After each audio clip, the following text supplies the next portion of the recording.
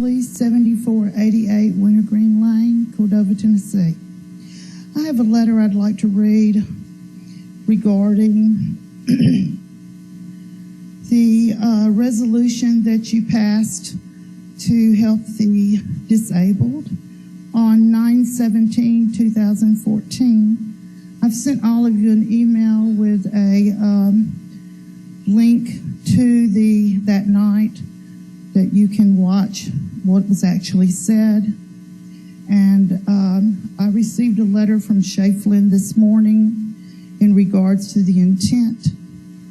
It says, Mrs. Hurley, you sent me an email asking me to clarify the legislative intent behind the healthcare adjustment resolution from last August or possibly September. My apologies, but I'm doing this from recollection and urge you to examine the video archives for any statements I may have made at the time of the debate.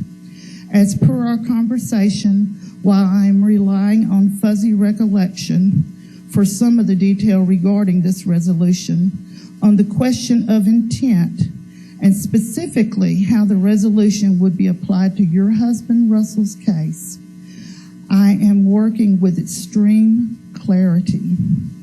As you and Russell might recall, immediately after the vote, I had the opportunity to talk to Russell personally in the chambers. I remember the conversation well, and I told him at the time he should be covered, and I believe so now. The short answer is that the intent of the amendment to the health care changes specifically for disabled employees was to have a verifying process in place, i.e., to ensure the existence of a disability. And once that verification took place, the disabled retiree would be grandfathered in cash. Will anybody give me any minutes? Excuse me, Ms. Hurley has 6 minutes. Please summarize. Wow. Okay. Ms. Snipes, did you put it going, Hurley? Continue. 3:48 left. Thank you. You all have this letter in front of you.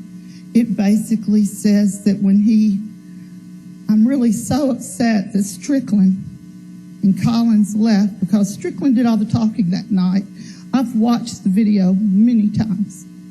And it clearly, the intent that night was to take people like my husband who were almost to the finish line and give them their insurance coverage.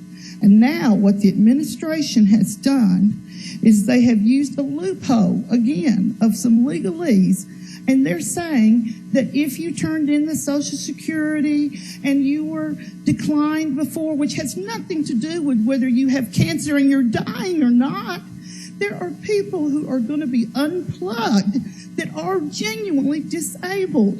And the only thing you should be asking them to do is give you information from their physicians to let you know that they're not forging, they're not faking, they're really dying. And it's just, I can't believe I'm even down here having to do this. It's so unbelievable. I just want the few disabled people who are almost there to get their coverage they're supposed to get, which is 70/30 for the next year. And if they reach Medicare, then they have to go, and their spouses are going into single coverage. That's the way it was intended to be. That's what all of you voted for. Mr. Collins abstained. Mr. Boyd, I think, was not here. But the rest of you voted for it. So I'm just asking you to stand behind what you said you would do. HR has talked to the airport. They've more or less told them, too bad. They're in the regular pool. Whatever we do with everybody else, that's what we're doing with them. And requiring the Social Security as the requirement of whether somebody is truly disabled or not is an unfair requirement. It's not an accurate way to prove if they're really disabled and can't work. Okay, that's my summary. Please, please reconsider and see if you can help. Thank you. Thank you, Ms. Hurley. Mark Buchanan, followed by Terry Beasley, followed by Lee Miller.